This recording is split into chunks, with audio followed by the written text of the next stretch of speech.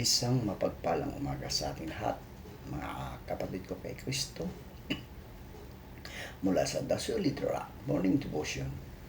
Isang kagalakan na muli tayo ay makapagbulay-bulay sa salita ng Panginoon sa umagang ito. Mga ilang minutong pagbubulay-bulay ng mga salita ng Panginoon upang papurihan at sambahin ang ating Panginoong Hesukristo. Magandang umaga po sa ating lahat, mga kapatid ko kay Kristo.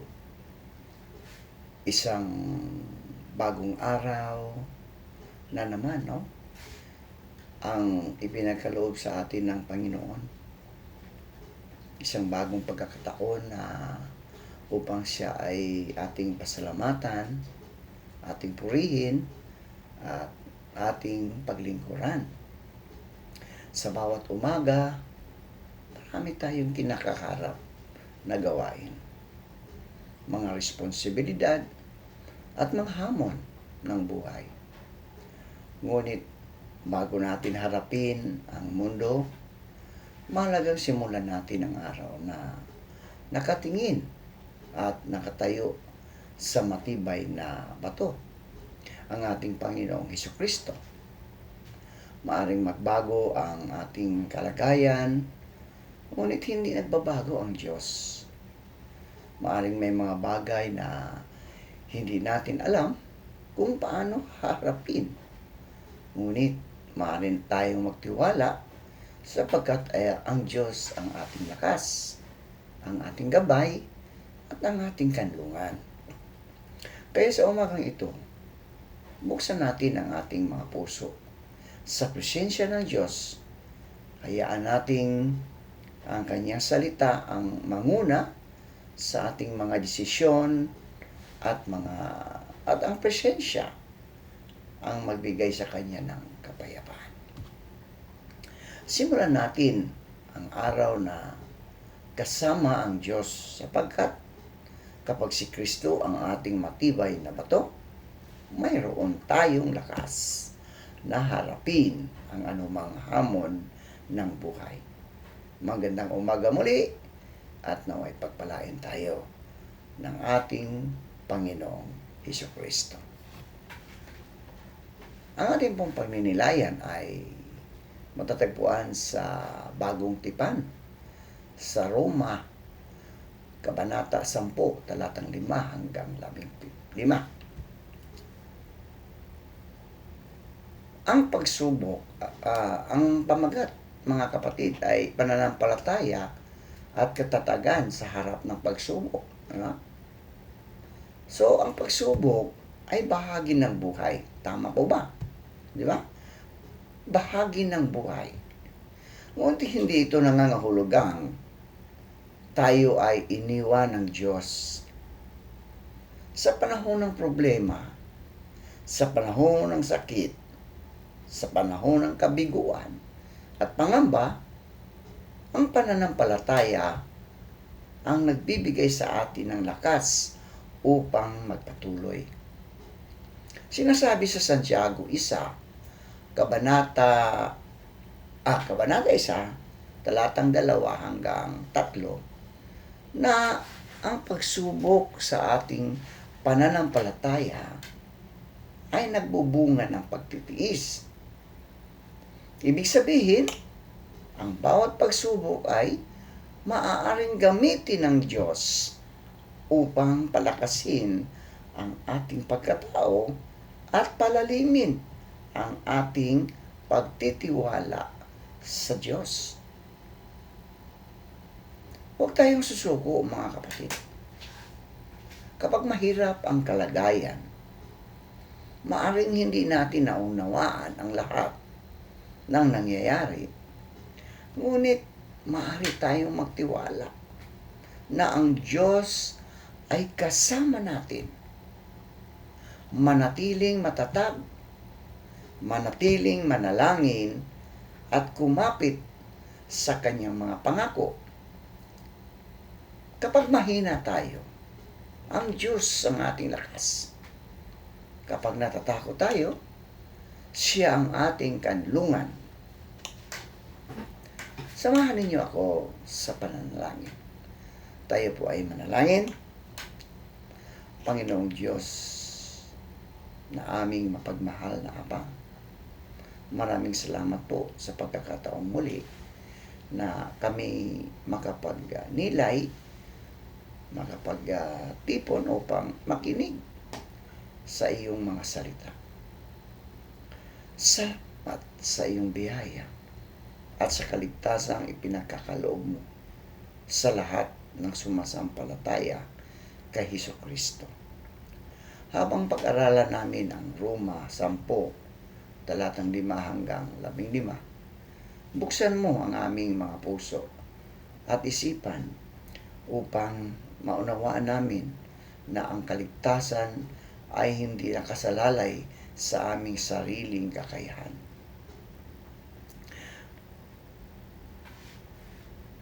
Kundi sa pananampalataya kay Kristo. Tulungan mo kaming tunay na maniwala, tumawag sa iyong pangalan at buong tapang na ipahayag ang mabuting balita. Gawin mo kaming mga kasangkapan, O Diyos, upang maipahayag ang iyong mensahe sa aming pamilya, sa aming mga kaibigan, sa aming kapwa, at sa lahat ng nangangailangan na makarinig tungkol kay Jesus.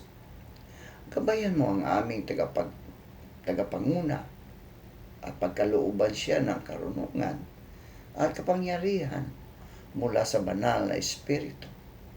Naway ang lahat ng aming maririnig ay maging pagpapala at magbunga ng pagbabago sa aming buhay. Ito po ang aming dalangin sa pangalan ni Hesukristo na aming Panginoon at tagapagligtas. Amen. Mga kapatid, ang Roma, Kabanata 10, talatang 5 hanggang 15, ay isang makapangyarihang paalala tungkol sa kaligtasan, pananampalataya, at tungkulin ng bawat mananampalataya na ipahayag ang mabuting balita. Ipinakikita ni Apostol Pablo na ang kaligtasan ay hindi isang bagay na kailangan nating abutin sa pamagitan ng sariling kakayahan o mabubuting gawa. Ito ay biyayang tinatanggap sa pamagitan ng pananampalataya kay Hesukristo. Ayon sa talatang 9, sinabi ni Apostol Pablo na kung ating ipahayag na si Jesus ay Panginoon at sasampalataya tayo sa ating puso na siya ay muling binuhay ng Diyos mula sa mga patay, tayo ay maliligtas. Ipinapakita nito na ang tunay na pananampalataya ay hindi lamang nasa salita. Ito ay nagmumula sa puso at ipinapahayag sa ating mga buhay. Ang pagkilala kay Jesus bilang Panginoon ay nangangahulugang kinikilala natin ang kanyang pamamahala sa ating buhay. Ang kaligtasan ay hindi malayo, mga kapatid. Hindi malayo. Minsan iniisip natin na napakahirap abutin ang kaligtasan. Maaaring isipin ng isang tao na kailangan muna niyang maging perpekto bago siya lumapit sa Diyos. Ngunit ipinapakita ng Roma 10 na ang Diyos ay hindi naglalagay ng imposibleng hadlang upang tayo ay maligtas. Ang kaligtasan ay inilapit ng Diyos sa atin sa pamagitan ni Kristo. Hindi natin kailangang umakyat sa langit, mga kapatid, upang hanapin si Kristo o bumaba sa kailaliman upang siya ay dalhin sa atin. Ang Diyos na mismo, malinaw na ang Diyos na mismo ang gumawa ng paraan upang ang tao ay magkaroon ng relasyon sa Kanya. Napakahalaga nito sapagkat ipinapaalala sa atin na ang kaligtasan ay gawa ng Diyos bago ito maging tugon ng tao. Tayo ay tumugon, mga kapatid. Tayo ay tumugon sa biyayang una nang ipinakita ng Diyos. Ang pananampalataya ay kailangang nasa ating puso, no? Nasa ating puso. Sinabi sa talatang 10 na sa puso tayo sumampalataya tungo sa katuwiran at sa pamagitan ng bibig ay nagpapahayag tungo sa kaligtasan. Ang pananampalataya ay hindi lamang pagsasabi ng naniniwala ako kay Jesus. No? Hindi lang. Ang tunay na pananampalataya ay nagbibigay ng pagbabago. Nagbibigay ng pagbabago sa ating buhay. Kung tunay nating kinikilala si Kristo bilang Panginoon, mga kapatid, dapat makita ito sa ating mga desisyon. Makita ito sa ating mga pananalita. At makikita ito sa ating pakikitungo sa kapwa at paraan ng ating pamumuhay. Maaari tayong dumalo sa pagsamba, makinig sa sermon, magbasa ng Biblia, at maging aktibo sa simbahan. Ngunit, ang tanong ay, si Kristo ba ang tunay na Panginoon ng ating puso? Hindi sapat na kilala natin si Jesus sa isip, mga kapatid. Kailangan nating tanggapin at sundin siya sa ating buhay. Ang kaligtasan ay para sa lahat. Oo, para sa lahat. Walang pinipili yan, mga kapatid. Isa sa pinakamagandang mensahe sa Roma 10, talatang 5 hanggang 15, ay ang pagiging bukas ng kaligtasan sa lahat ng tumatawag kay Jesus. Sa lahat ng tumatawag kay Jesus. Hindi mahalaga kung gaano ang ating pinagmulan, gaano ang ating katayuan sa buhay, o gaano ang ating nakaraan o pagkakamali. Ang Diyos ay nag-aalok, mga kapatid, ang Diyos ay nag-aalok ng kaligtasan sa lahat, no? Sa lahat ng lumalapit sa Kanya ng may pananampalataya. Ito ay isang malaking hamon sa ating simbahan o sa ating iglesia. Kung ang Diyos ay nag-aalok ng kaligtasan sa lahat, hindi tayo dapat mamili kung sino lamang ang karapat-dapat makarinig ng mabuting balita. Dapat nating dalhin ang mensahe ni Kristo sa mga nangangailangan ng pag-asa, sa mga nangangailangan ng kapatawaran, at sa mga nangangailangan ng bagong buhay. Ang mga taong maaring malayo sa simbahan, ngunit malapit sa puso ng Diyos. May mga taong maaaring may maraming pagkakamali sa nakaraan, mga kapatid. Ngunit, naghaharap ng panibagong simula. May mga taong tahimik na nakikipaglaban at naghihintay lamang na may magsabi sa kanila na may Diyos na nagmamahal sa kanila. Paano sila mananampalataya kung hindi sila nakarinig? Di ba? Paano nga naman manampalataya kung hindi sila nakarinig? Ayon sa talatang 14, mga kapatid, nagtatanong si Apostol Pablo, paano tatawag ang tao sa kanya na hindi nila sinampalatayanan. At paano sila sasampalataya kung hindi nila narinig? At paano sila makikinig kung walang mangangaral? Napakalalim ng hamon ito, mga kapatid, para sa bawat Kristiyano. No? Napakalalim ng hamon. Hindi lahat ay tinawag, mga kapatid. Hindi lahat ay tinawag upang maging pastor o mangangaral sa pulpito.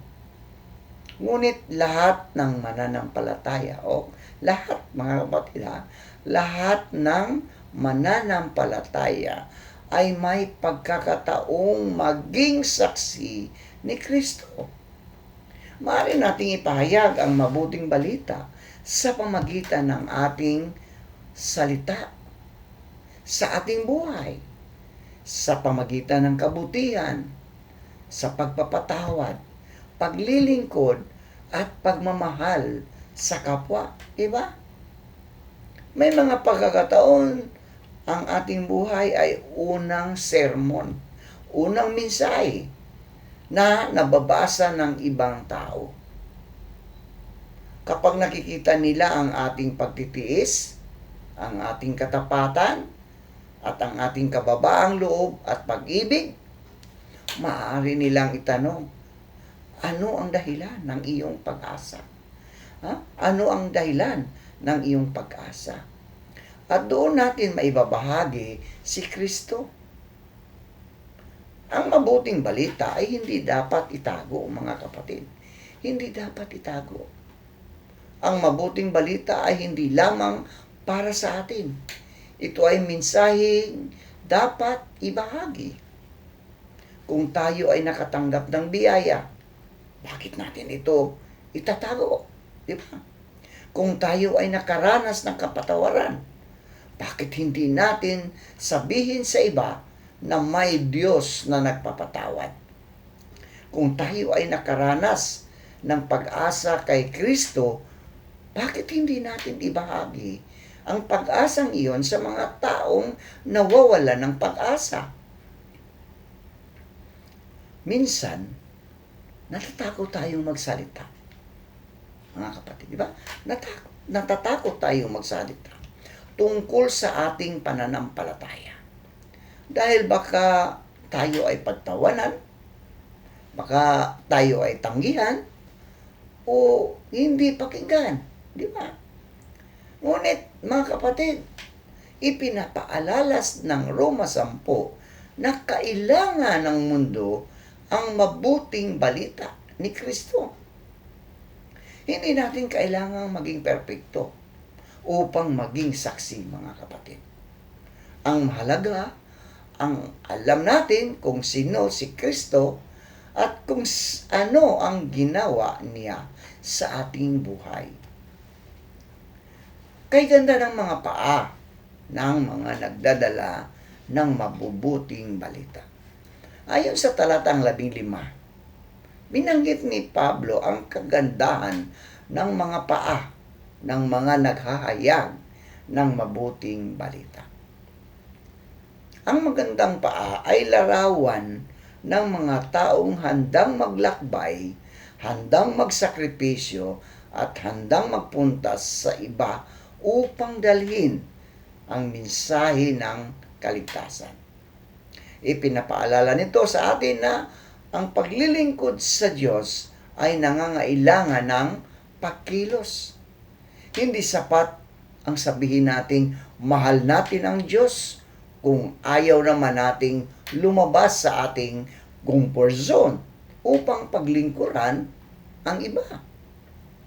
May mga taong kailangang puntahan, may mga pusong kailangang abutin, may mga taong kailangang marinig ang mensahe ng pag-asa. Ang tanong kapatid ay, handa ba tayong maging mga paa at kamay ni Kristo sa mundo? Ito ngayon ang hamon para sa atin, mga kapatid. Ang Roma 10, talatang 5 hanggang 15, ay hindi lamang tungkol sa kaligtasan. Ito rin ay tungkol sa misyon. Sa misyon. Una kapatid, suriin natin ang ating pananampalataya. Suriin natin ang ating pananampalataya. Si Jesus ba ay tunay na Panginoon ng ating buhay?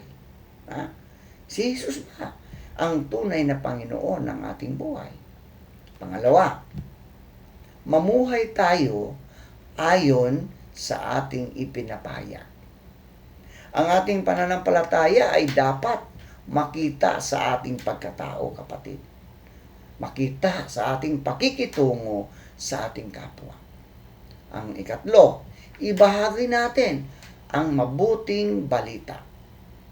May isang taong maaaring nangangailangan ngayon ng mensaheng maaari nating ibigay. Ikaapat, manalangin tayo para sa mga hindi pa nakakakilala kay Kristo. Hilingin natin sa Diyos na gamitin tayo bilang instrumento upang sila ay makarinig, upang sila ay maniwala at makaranas ng kanyang pag-ibig. Ang Roma 10, Kabanata 5 hanggang 15 ay nagtatanong sa bawat isa sa atin, mga kapatid. Kung alam natin ang mabuting balita, kanino natin ito ibabahagi? Ang kaligtasan ay biyaya ng Diyos, di ba? Ang kaligtasan ay biyaya ng Diyos. Ito ay tinatanggap sa pamagitan ng pananampalataya kay Hesukristo. Ngunit pagkatapos nating maranasan ang biyayang ito, tayo naman ay tinatawag na maging tagapagdala ng mabuting balita. Huwag nating sarilinin ang pag-asa at na natanggap natin kay Kristo. Sa ating pamilya, sa ating mga kaibigan, sa ating kapitbahay, katrabaho o paaralan at komunidad, maging saksi tayo ng kanyang pagmamahal. Ang taong may tunay na pananampalataya ay hindi lamang tumatanggap ng mabuting balita. Siya rin ay nagiging tagapagdala nito. O, di ba? Tayo ay tagapagdala ng mabuting balita, mga kapatid. Sa bawat araw, itanong natin sa ating sarili, Panginoon, kanino mo ako nais ipadala upang marinig nila ang iyong mabuting balita? At kapag tinawag tayo ng Diyos, mga kapatid, naway masabi natin, narito ako, Panginoon, gamitin mo ako. Tayo po ay manalangin. Aming mapagmahal at makapangyarihang Diyos, maraming salamat po sa iyong mga salita na aming narinig at napagnilayan mula sa Roma 5. Salamat sapagkat ipinapaalala mo sa amin na ang kaligtasan ay para sa lahat ng sumasampalataya kay Hesukristo. Tulungan mo kaming hindi lamang makarinig ng iyong salita, kundi sa buhay ito. Bigyan mo kami ng lakas ng loob na ipahayag ang mabuting balita at maging mga saksi ng iyong pag-ibig at biyaya. Naway maging matatag ang aming pananampalataya, maging tapat ang aming paglilingkod, at maging handa kami na dalhin ang iyong mensahe sa mga taong nangangailangan na makarinig tungkol kay Kristo. Samahan mo kami sa aming pag-uwi at sa bawat gawain na aming gagawin. Patuloy mo kaming gabayan, ingatan, at gamitin para sa iyong kaluwalhatian. Ito ang aming dalangin sa pangalan ni Jesucristo na aming Panginoon at tagapagligtas. Amen at amen.